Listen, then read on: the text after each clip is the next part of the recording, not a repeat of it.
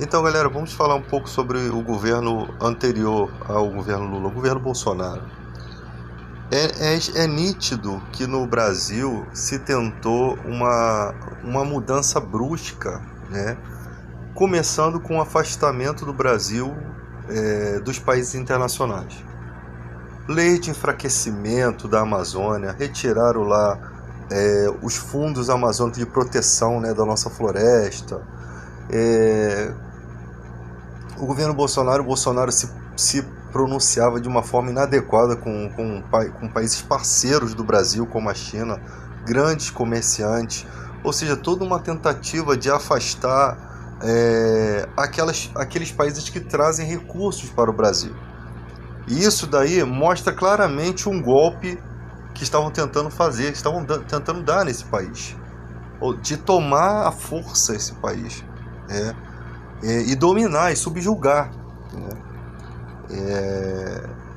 Foi muito estranho o que aconteceu, porque nenhum governo teve a audácia, a cara de pau de fazer uma coisa dessa. Fundo de 500 milhões de reais para proteção do meio ambiente. Quem não quer proteger a Amazônia?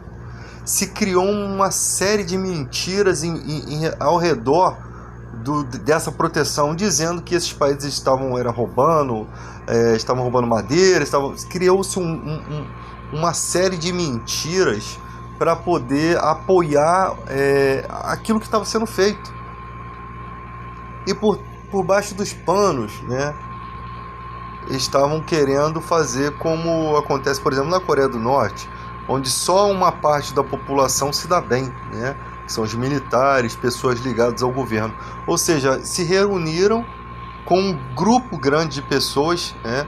E para você estabelecer um golpe no Brasil, sempre tem a questão do empresariado. Qual é o interesse do empresariado? Menos direito trabalhista, pagar menos.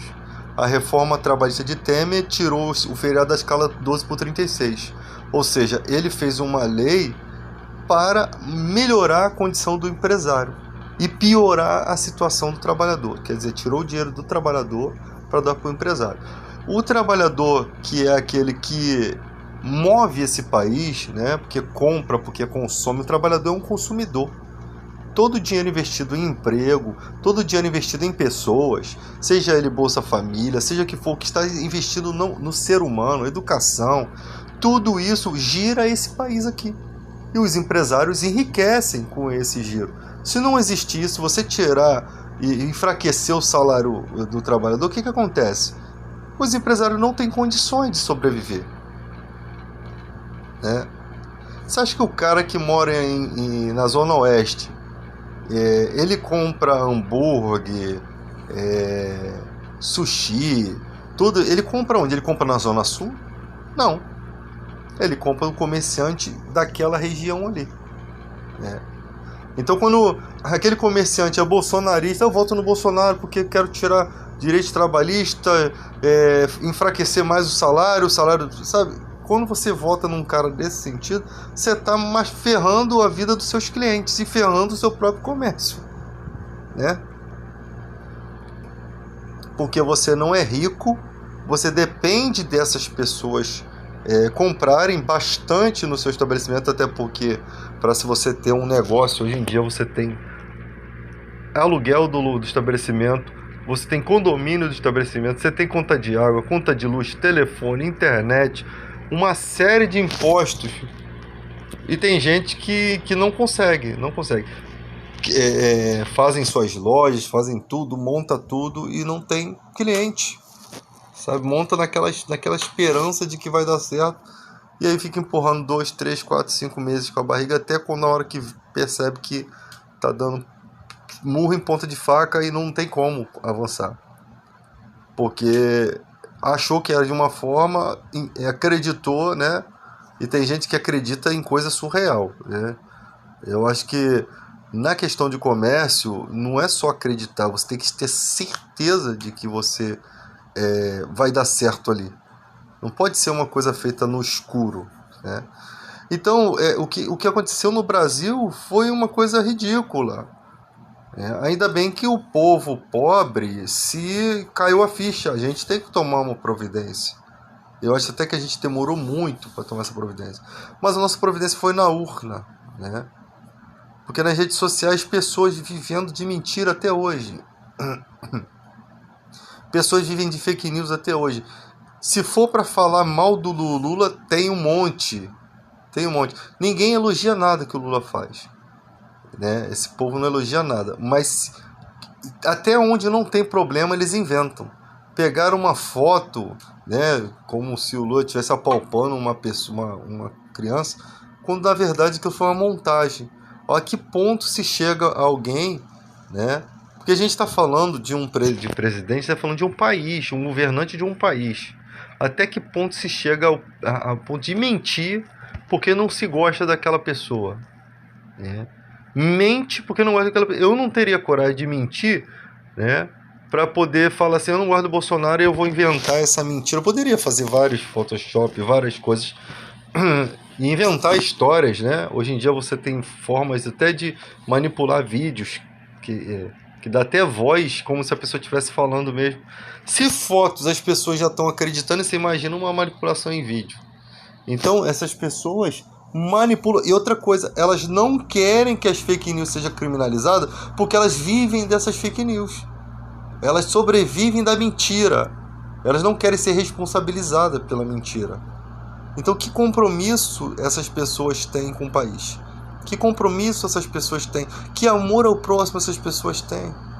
Não existe amor ao próximo. Existe amor ao quê? Ao que ela quer. Ah, eu vou votar num cara porque ele vai liberar armas.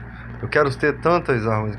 Aí quando vai ver lá os CACs, um montão tinha ficha criminal. Ou seja, um montão de pessoas com ficha criminal usando arma. Simples assim. A corrupção entranhada no governo, mas as pessoas não conseguem entender.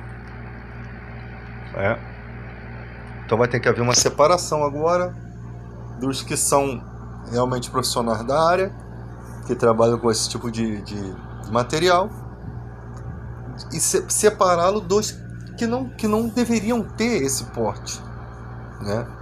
Daí você vê aquela bagunçada toda que estava escondida ali. Mas o cara que quer aquilo, ele tá pouco se lixando se há uma bagunça. Ele quer aquilo daquela forma. Ele votou no presidente por aquilo. Ou seja, isso é falta de patriotismo, né? Isso é falta de patriotismo. Que eu quero um país só pra mim, só para os meus ideais. Tá, tô me dando bem, então tá bom. Ela não consegue ver o indígena lá sendo massacrado. Ela não consegue ver o garimpeiro contaminando os leitos dos rios, matando as nossas florestas. Elas não conseguem ver que o país dela está sendo destruído, uma coisa que deveria ser preservada, uma coisa que deveria ser exemplo para o mundo todo, né? O mundo todo olhar para o Brasil e dizer, pô, esse país aqui realmente leva a sério a preservação ambiental. E vai gerar emprego ali. Porque tem que ter uma equipe ali para trabalhar ali. Vai se gerar emprego. Com o tempo se tem a exploração sustentável. Você tem exploração de madeira na Amazônia de forma sustentável. Você pega o palito de picolé, tem lá madeira de reflorestamento. Não é uma coisa tirada de qualquer maneira, ou seja, que não paga imposto, né? Que não tem um recolhimento que vá para a sociedade, que vai ser convertido em benefício da sociedade. Você tem ali pessoas arrancando aquilo, levando na mão grande, enriquecendo, tá?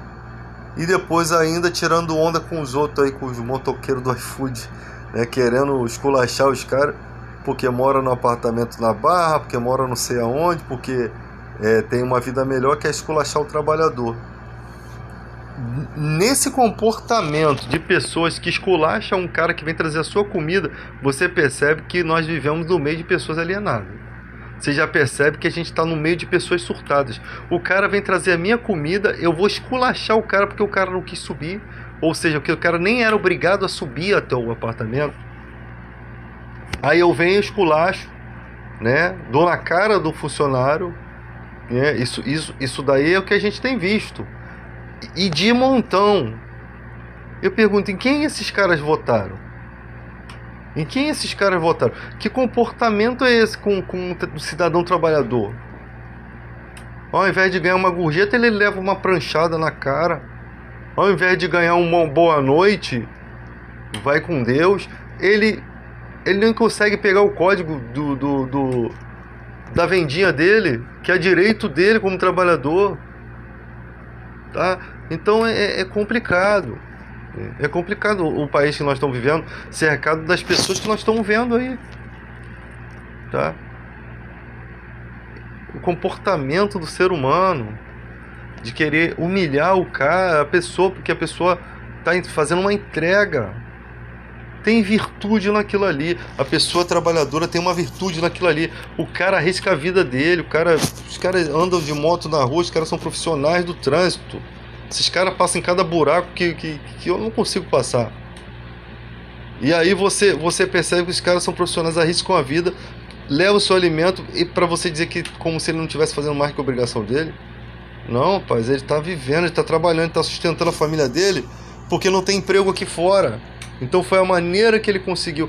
O cara vai vender um doce na rua, é esculachado num país que não gera emprego, né, suficiente para dar condições, e não permite que o cara ganhe a vida. Quer que o cara se torne o quê? Um marginal?